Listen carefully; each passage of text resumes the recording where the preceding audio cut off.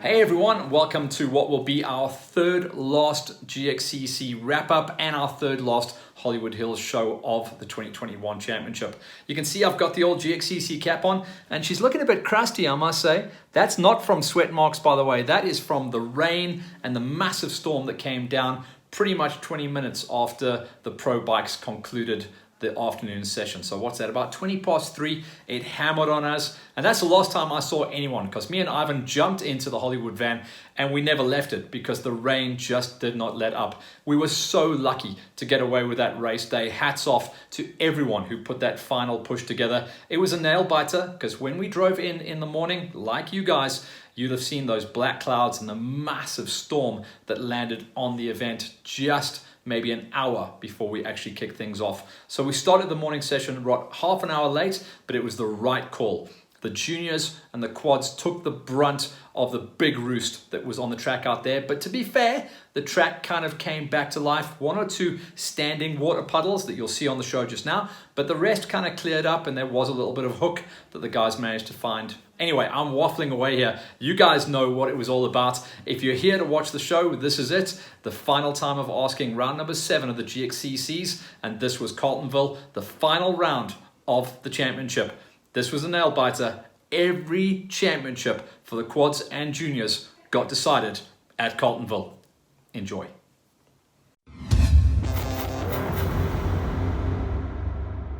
This GXCC racing action powered by Dunlop is brought to you by SPX Logistics, Dunlop, RME Bearings and Transmission, and driven by Bikers Warehouse.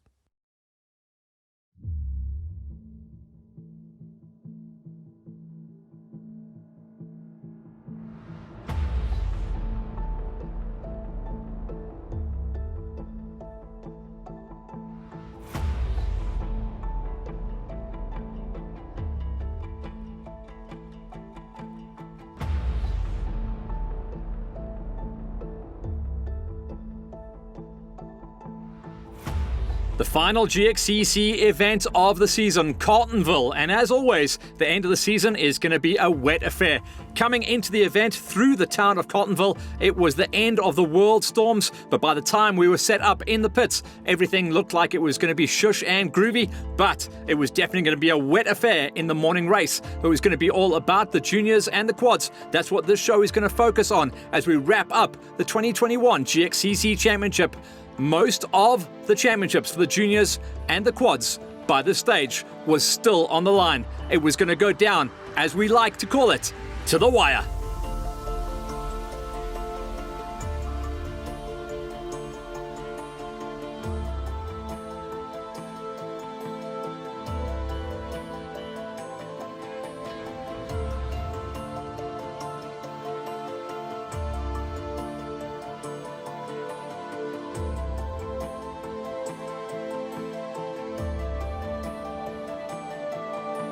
For the quad racers, the final flag of the season was high, and when it dropped, we were under racing conditions for one more time in 2021. For the Q1s, it was Keenan Hammond who was trying to defend his championship points lead with John Aylward and Big Henny Macau. Those were the 3 fastest guys on the championship season, but it still had to be decided who was going to walk away with the final win. On the Q2s, CD Gerson had already wrapped up his championship, so everyone else was chasing for the number 2 spot in the series. Christian Ferreira was good off the gate, so was Reynard Swart, but watch out, because Shannon Shaper had lined up with the boys for the first time as well. Then into the Masters, Jaco Krikker took his first ever GXCC hole shot with the championship rivals Philip Boyce and Curtis Ferreira banging bars to try and get some clear air. In the veterans class, it was the unstoppable hole shot machine that is Peter Gerson, himself, Pete Swanepoel, and the returning Brian Herbst were going to be banging it out in the early laps. Championship leader Francois Berger was playing the safe game, staying out of trouble. For the quad wows and the ladies, we combined them off the gate. It was Liesl Barnard who dropped the hammer on the big 4x4, and she was get out and gone on lap number 1. No tear-offs for her. She was seeing clear air. As the riders went out onto the course, what was in store for them? 51 kilometers of mud, zero grip, and trying to stare through muddy goggles for 3 hours of racing. Back to the line and all eyes on the juniors, who were trying to wrap up their championships as well at Carletonville. On the senior 85s, no big surprise that Tommy the Gun Scales fired himself off the front. Himself and Bester have been the best of the season. Bester got jammed up off the start when Lohan LaRue went down, and he was the first of many riders to go into the mud in Carletonville. The 85 juniors, Clarkie and Niebuhr for the championship, but it was the 155 of Tsumolo Mazabuku who saw clear air, and he was going to try and stay out of the chaos unfolding behind him. The 65cc gate, it was the return of Jake the Snake Pretorius on the 65s for the final time of asking. On the championship, all eyes were on Jaden Els, but riders in the 65cc gate, the biggest junior gate, gave us the biggest crashes off the start line as the little wheels were battling hard in the loam and the turf to find any kind of traction. On the 50cc gate, all eyes were on the machine. John-Luc van der Westhuizen and Wilco de Ploy. Those were the guys duking it out for the championship. But for the final time of asking, it was Declan Richards. He pulled the big hole shot pin, and he would have clear goggles, at least for the first half of the lap. Fueling strategy was going to be key, as well as goggles and visuals. An 18-kilometer, the juniors would have the biggest track of the 21 season to date.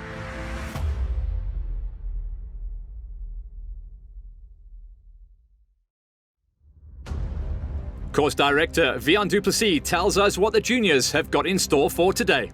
Vian, final one of the season, deep into the season as well, and it looks like it's going to be a wet one. Well, certainly wet on the ground. Talk to us about the junior track this morning.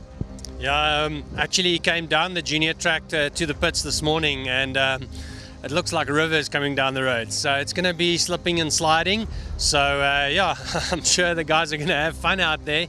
Last year we had the wet one at Delmas. I think they can pretty much expect the same sort of conditions today. The final measurements came down to 18.1 kilometers, including the pit lane. It's the longest junior loop for the year.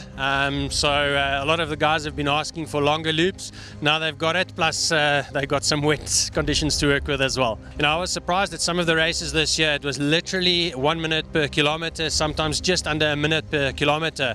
Look, they're not going to get that sort of pace today because it's wet, but I'm guessing that the guys are going to get close to a 20 minute per lap, the top guys. But definitely, you know, when you look at those guys, the youngsters and the 85 seniors, you know, Troy Johnson and Cobus Bester, it's poetry in motion watching them go out there and chasing each other. Poetry in motion indeed, but it was going to be very tough to manage this event. Goggles, fuel, traction, and a championship to decide who was going to be walking away with the cheese. Coming back from his early season injuries, Derek Milan did a good job of managing to squeaking out a top 5 finish, a relatively basic track, and the kids certainly enjoyed themselves, but they were asking everything of the 50cc's. Molly Labiskakny has been coming on strong the last couple of rounds, and her bike was definitely holding up well under the conditions as well, and the strain of trying to find that traction. Liam Foster was up there in 3rd place, and the hole shotter Declan Richards into the number 2 spot. What happened to Wilco de Ploy? Mechanicals at the worst time of the championship, meaning that John-Luc van der Westhuizen ran off the front, got the final win of the season, and sailed his way through all the way to the top step. When he crossed the line and took the checkers, the machine that is John-Luc van der Westhuizen managed to do enough on the 2021 championship and at the final round of the season to take the checkers and be crowned the champ of the 50cc's.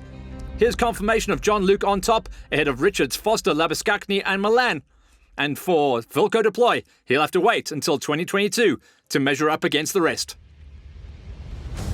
The massive field of 65cc's, those that survived the whole shot queue, had a great ride. It was clear air in the early laps for GJ Kutsia, and eventually he dropped down to a number 6 finish. That still gives him some good points on the plate though. His good pal, Corbin Muller, was up the road taking a number 5 ride, and certainly enjoyed the flat-out high-speed terrain of Carletonville. Matty Mayer, in his first full season of the 65s, will be happy with the number 4 spot, and that I think moves him into the number 4 spot for the championship as well. Up the road from him, a last hurrah, getting back onto the 65s before he makes the full-time move up into 85 juniors. Jake the Snake Pretorius, back on the bike, back onto the podium. A rock-solid 3rd place, he'll be happy with that. second place, and potentially looking at a second place in the championship tour as well. Mackenzie Bam has gelled absolutely perfectly with the 65cc machine. Jury is out whether she's going to be moving up into 85s, but she's certainly tamed the 65cc beast in 2021. But Jaden Els has been the man to beat the whole way through the championship tour. The second half of the season has been all about the kid from the CIT Franchise Co squad, and once again the checkers were out, and a confirmation of the championship win as well. On the day, it was Els ahead of Bam, Pretorius, Mayo, Muller and Kutsia, with De Kock, Boddington, Skippers and Clenhams taking us to the top 10. But your champ is Jaden Els. The Junior 85s had a very mixed bag, and a couple of different players coming in as spoilers on the championship tour at the final time of asking. Tyler Farrow has seen the top 6 a couple of times this season, and the Yamaha kid did good at the wide open track that was Carletonville to place himself inside of a top 6 once again. Henry Jens van Rensburg was barely recognizable as he was roosted to pieces, getting inside of a top 5 with Franco Ferri, the famous J400, just ahead of him inside of a number 4. Ferri has just made the move up onto the 85, so watch out for him to be a big player in the championship for the 2022 season. From a J400, we move to the J500. Bruno Niebuhr, who came in as a outside bet for the championship because last year he was on a 65, this year on an 85, and almost walked away with the title. A couple of big crashes in the second half of the season, and a third place here drop him out of title contention. Up the road from him was the highest ever finish on the GXCCs for John Bart Moritz, the privateer on the Kawasaki, putting his name out there as a big threat going forward into 2022. We've seen massive improvements from the kid, and second place, he'll be happy with that. But there was no beating Clarkey. The second half of the season has been all about Brandon Clark. So cool to see him put those last couple of seasons behind him where he was dogged by mechanicals and injuries. And the 409 Clarkey, with this win, cements himself as the kid to beat on the Junior 85s and takes his big number 1 plate. Here's the results coming out of the Junior 85s at Carletonville. Clarkey ahead of Moritz, Niebuhr, Ferri, Janssen van Rensburg, Farrow, Opperman, Tienpont, Sinclair and Gauss. But it's Clarkey who is your Junior 85 champ. And on to the big dogs in the 85 pros, or the 85 seniors as we call them. Jaden Boyce came out of almost nowhere, coming off the motocross tour and into GXCC's. 6th place finish for him. If he comes in full time, he will be a kid to watch out for. Definitely enjoyed the cross-country styles. Number 5, and another top 6 finish coming in for Timmy Blake. He has been rock solid, consistent, and he is going to walk away with a top 6 ranking come the end of the season. Looks like he may be able to make the move up into 125s next year. The rest of the guys inside the top 4, certainly most of them, are about to make that move. Dwayne Combrink, rock solid once again, taking a number 4 finish. That's going to see him inside of the top 3 come the end of the championship tour. Ahead of him was Too Tall himself, Keanu Fisser, absolutely dwarfing the 85 in the second half of the season. He is 100% guaranteed moving up into high school 125s next year. Even though he was firing off the gate, Tommy the Gun dropped down 1 position in the mud and the treacherous conditions to finish the final event of the tour in 2nd place, but that was still good enough to give him the number 1 spot on the season. The last window of the tour goes to Baby Bester, Curvis Bester on the J212. It has been the Tommy Scales and Bester show the whole way through 2021. Watch out for them to flip the coin once again, but the final win goes to Bester, beating out the champ, Tommy Scales, ahead of Fisser, Combrink, Blake and Boyce, with Vermark, Krobler, McKenney and Vanderberg inside the top 10, but it's Tommy the Gun Scales with the big number 1. Next up, we chat to Vian about the massive 51k final quad racing loop. You know, their loop is 51 kilometers, 51.5. And again, you know, with all the rain, it's standing puddles of water everywhere. You know, we normally use them to open up the route for the juniors, for the seniors later on.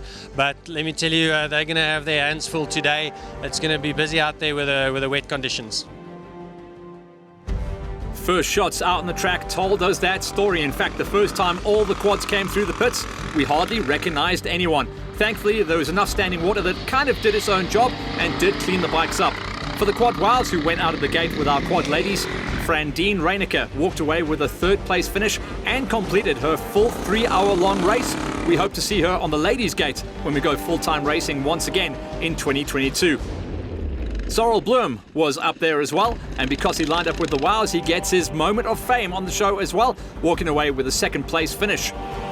The W62, one of the most stock bombardiers still racing out there in GXCC Racing Land.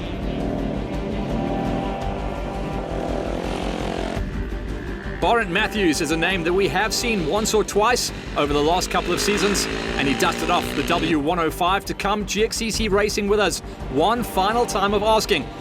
His lap times show that he could potentially, though, go out with the Q1s and chase down a top 6 finish. We'll watch out for Borrent to make the decision as to where to enter into 2022. Into the ladies' full GXCC Pro Racing gate, Celeste Berger, who has tasted a ton of top 3s throughout the season, walked away with a 4th place finish going out of Carletonville. She wrapped up that and then, I believe, went off side-by-side racing a little bit further up in the countryside as well. She had a busy day behind the bars and behind the notes. Judith Kricker, who just 2 rounds ago jumped off her little 400 and made the big move up into the 700s, splashed, roosted and did what she had to do to bring it on home for the finish. The challenge was not necessarily the mud, as she said, but being able to see through the mud. Little Judith on the C255 Raptor walked away with 3rd place to cement her top 3 in the championship. Mazan Macau made a full return to racing at the final time of asking, and it just showed she's lost none of her speed or her skills. 2 or 3 seasons out of the saddle, giving birth, coming back into racing and getting a number 2 finish. She definitely loved the relatively easy layout and high-speed nature of the Carltonville track. She stayed out of the mud, she stayed out of the roost, and she walked away as the top rear-wheel drive quad with a number 2 spot. The winning quad was the big 4x4 Can-Am 1000cc machine of Liesl Barnard. She also started the season on her rear-wheel drive machine. Once or twice she's gone back to it, but certainly in the mud bog that was Carletonville, the 4x4 was the right choice indeed. Liesl Barnard taking more wins on the championship tour than any other rider, and no doubt walking away with a shiny, box fresh number 1 plate. She is the lady to beat once again as we go forward into 2022. The check is once again to Barnard, your newly crowned ladies quad racing champ. Here's confirmation of Barnard's final win ahead of Michau, Kricker and Berger, and in the quad wows, Borrent Mon puts his name on the top step ahead of Sorrel Bloom and Frandine Reinecker rounding out the final quad wows podium. Next out on the road, we pick up on our quad veterans. And remember, 2021 is our inaugural season for this brand new age category. One of the superstars of the class has definitely been Peter Gerson. More hole shots than anyone else out there on any of the other gates. And he walked away with a 4th place finish. That should see him stay inside the top 3 come the end of the championship chase. For Francois Berger, it was all about consolidation and staying out of trouble. That's exactly what he did. You saw how tentative he came off the line, stayed well out of trouble, didn't take any risks on himself or his machine, just made sure that he saw the checkered flag. And with that 3rd place, it was enough to wrap up the championship and take the big number 1 spot. Pete Swanepoel has taken a couple of wins throughout the season, so he is going to be the best of the rest. 2nd place today and 2nd place in the championship for Swanepoel. He'll be pretty happy with that, and will know where he needs to improve to try and get onto the back wheel of Berger as we move forward into 2022. And the final win of the season in the veterans class was a former Masters champion, the returning Brian Herbst, coming out of semi-retirement to swing a leg over the 421 Racing Yamaha for the final time of asking in 2021. It looks like he's going to be a championship player in 2022 once again, when he knows exactly what to do. He didn't quite get the hole shot that he wanted, but he made the pass early on to see the checkers at the final round. And at the finish, taking 3rd, we caught up with Francois Berger, your newly crowned veterans champ. Francois, that now wraps things up, the inaugural veterans quad champion. You've got to be happy with that. I'm very, very happy. At the age of 57, to be a champion of something, it's beautiful. It's beautiful. It's like a extra retirement. No, it's wonderful. Tell me about the layout of this track. Did it suit you? And just give us a quick run through of how the season has gone for you. I know you had some ups and downs. Yeah, the dice track was beautiful. It was ideal for quads. A few big mud holes and water holes where I got some electrical issues with water all over the on the electrics. And the season, yes, COVID, the injections I had, it knocked me down. But I still raced, although I didn't feel well, just for the championship sake. But it was a tough year, and yeah. Just happy for everybody that we race against as well, and we, all of them that comes out every weekend to race. Hats off to them as well. So the final win of the seasons in the Vets goes to Herbie, ahead of Swanepoel, your newly crowned champ Berger in third, and Peter Gerson, the whole shot machine, taking a number 4 finish. Next up into our Masters, where there was still a title to be decided. Jaco Krikke, the big hole shotter, coming off the gate at Carletonville, eventually dropping down in the tough conditions to finish a number 5. Need to get him a big 700 Raptor, but he's a good guy, and he made sure that Judith was hooked up first. If we get him onto some bigger ponies, he could potentially chase down a top 3 in the championship for next year. 5th place this time around, and not too far off the back wheel of eventual 4th place finisher. That's Henny McCall Sr. And remember, Henny took the win at the previous round, so we know that he's got the pedigree, and if he comes back into the series full time, watch out for him to be on the podium at every single round. 4th place here just did not enjoy the muddy conditions at all.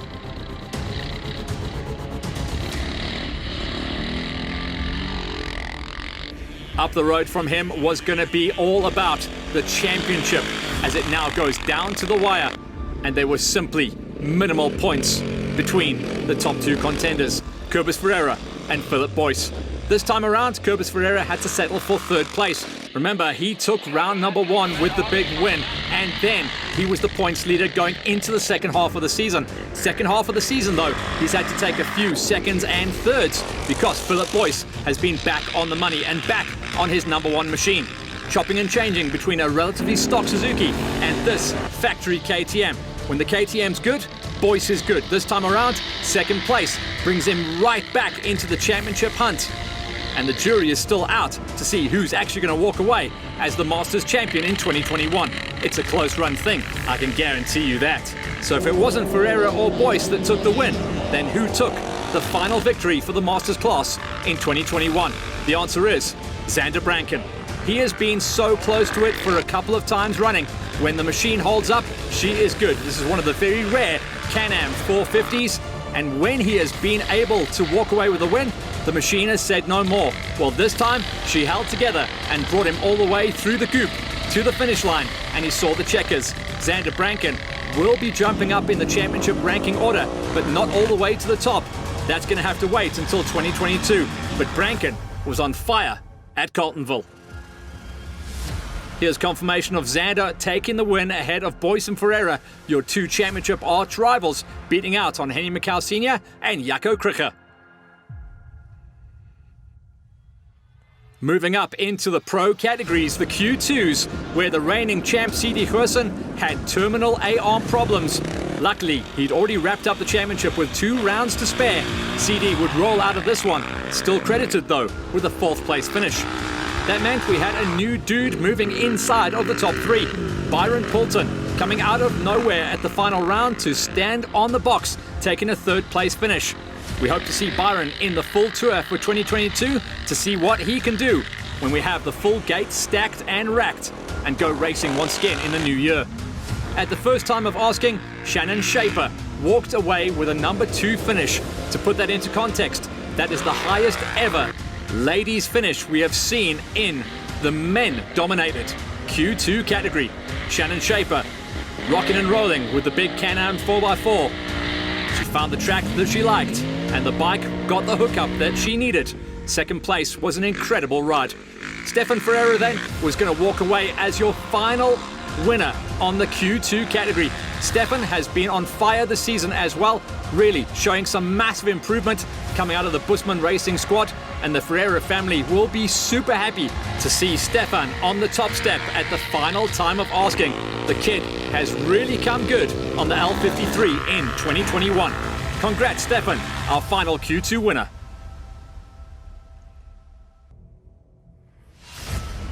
Here's confirmation of Stefan Ferreira taking the final victory of the season out at Carletonville, ahead of Shannon Shaper, Byron Poltron and CD Gerson, even with those A-arm problems, getting a rock-solid number 4 ride.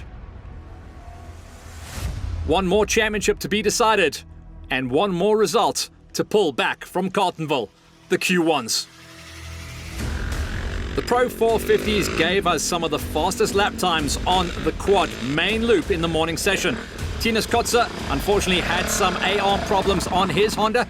The Honda has been good though when she's held together. It's been great to see the Big Red coming back into quad racing. We know for sure there's a few hidden out in the sheds, so dust those things off, guys, and come GXCC racing. Kotze, good enough though on the day to tag a number 6 finish. Stefanos Miller has been awesome to watch, rocking and rolling the big Can-Am out there on the 450s. He is a player to watch out for. He's tasted a couple of sips of champagne for the top 3 steps of the podium. 5th place this time around. Just looked like the track wasn't to his style of riding. Likes it a little bit more tech and choppy. Up the road from him was the second of the Ferreira brothers, Christian, getting the L51 moving on up the road. The Ferreiras going for the divide and conquer strategy. Stefan racing in the Q2s. Christian in the Q1s. Another top 4 finish should see him inside the top 5 for the end of the championship chase.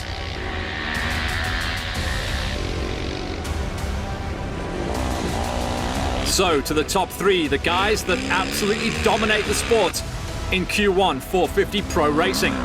Henny Macau Jr. was a potential championship threat. Unfortunately, some problems on his machine. One blown motor throughout the championship, and then at this race, not 1, not 2, but 3 punches, slowing the big guy's roll, eventually dropping him down to 3rd place, whilst he was in the hunt for the final win of the season. Time lost in the pits, changing those wheels, dropped him off the back wheel of this guy. In the early stages, John Aylward was keeping himself ahead of the would-be champion, Keenan Hammond. Eventually, Hammond was just too strong. John Aylward, though, would have been aware of his machine. He's blown 3 motors throughout this championship chase, and he simply wanted to have a less costly event at the final push. He had everything in place that he needed to walk away with some good results, and 2nd place will just be good enough to keep him coming back for more and more. Watch out for him to be a championship threat in the 2022 season for sure. But Keenan Hammond put on a show once again. Whether it's fast and loose or choppy and rocky, the kid can do it all. Keenan Hammond taking more victories than anyone else on the championship chase.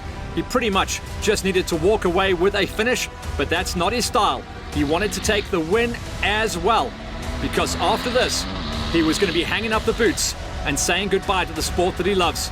And he said goodbye in emphatic style. The final win of the season and confirmation of the championship win.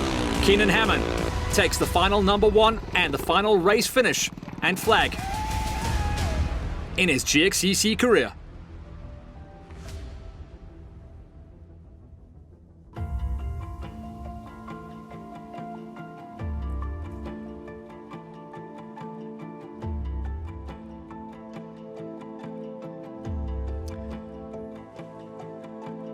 Keen, belter of a season, belter of a race, and what a way to wrap up what is your career to date. Definitely. I had an awesome season. I couldn't have imagined it going any better to end my racing career off and to do my journey into the new things that I'm going to try. Awesome track, muddy in the beginning, but it started to dry up and it was just a great day out there. What about the legacy that you're leaving behind? How's Quads looking for the next season? Well, I'm hoping that more people will come in and carry on what I'm doing here and they'll see that it's a great sport and that you can have so much fun and just continue to grow the sport. There it is, confirmation for the final time of asking. The Q1 winner and the champion, Keenan Hammond, beating out at the final event, John Aylward, Henny Macau Jr., Christian Ferreira, Stefanos Muller and Tinus Kotze.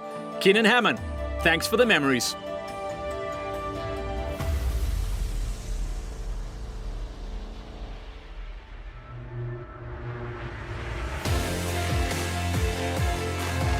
And that's it for the first show of 3 to wrap up what was an amazing final round and an amazing 2021 championship.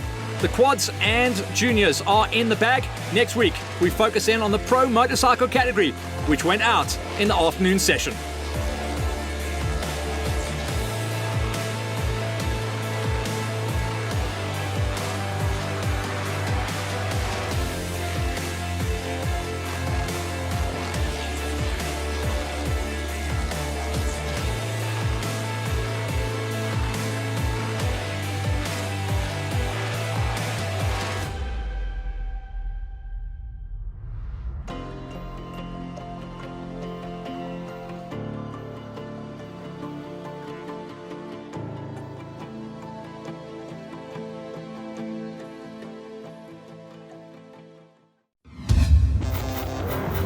This GXCC racing action powered by Dunlop was brought to you by SPX Logistics, Dunlop, RME, Bearings and Transmission, and driven by the Bikers Warehouse. So that is it. Job done for the quads and juniors. We're going to see a lot of chopping and changing in the off season, especially with the junior categories. It's very, very fun for us here at Hollywood Hills because we always see the jump up. 50s jump up to 65s, 65s go 85, 85 pros go senior, and then the senior 85s jump up to the 125s. It's always exciting when we roll into the new season and the new championship. But we've got 2 more shows on the cards for you, so we're going to be hammering away on the keyboards, making sure alles is mooi. Next week, it is the chance for the pro motorcycles. And then once we've wrapped up with that, the final show before the Christmas close down will be support bikes and a final send-off from Justy out at CW. So for now, just check out the final bit of footage. Watch it again if you have to. Everyone really suffering in the morning session that was the quads and juniors. Next week, pro motorbikes, where we see a ton of number 1 plates getting splattered on the front of the machines. Catch you guys next week. Laters.